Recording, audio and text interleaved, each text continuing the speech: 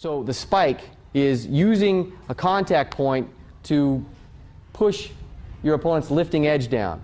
Now in some cases you'll use the spike to really pin someone, right? You'll use it as the main piece of play. In this case it's an aid to the glide, all right? And to demonstrate that, let me borrow you, Troy, one more time.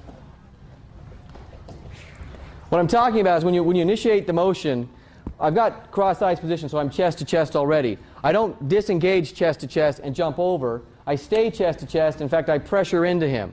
What I'm trying to do is maintain as much pressure back so he has to strain to get towards me.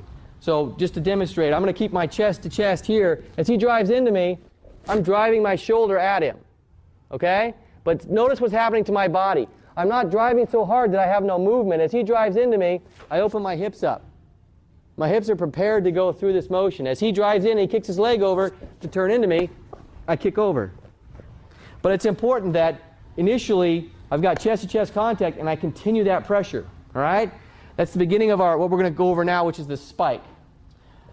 I can also use my head for that same application. So I'm in this position, and again Troy rolls into me. As he does, I start shoulder into him, and then I can drive my head as I need to. As he puts his legs into me, I use my head to drive over. So I'm using a point of contact to keep him pressured down. Hopefully my movement over is creating pressure and my point of contact is creating pressure so that I stop him in his forward progress. I want him to be held up while I make my movement to the backside. So what I want you guys to do is the same drill we just did. Guy on the bottom, continue to give that that continuous rolling into your partner. Guy on top, I want you to make sure you have that chest contact and feel that shoulder pressure, that shoulder spike. When I glide over top, my shoulder is going to push into his chest/shoulder to keep him at that sort of upright position as I go to the back. Questions? Don't you want actually to get in his back? So by pushing with your shoulder, you're actually putting him flat back on you. That's a good question. What we're working with is the push-pull dynamic. If I allow him to roll all the way over and I go to his back, I may have a problem in that he can get to a secure position. Maybe he gets to his knees, maybe he gets up, maybe he rolls all the way away. So what I'm trying to do is stall his position so that when I come over top, I have his back to attack.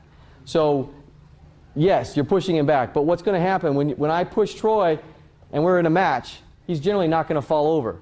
In this case, he may because of his base. But if I push at him, he's going to push back into me, generally speaking, right? So that's the dynamic we're working at. We're going to keep our pressure at him, spike it so we can come over top. So let's try that.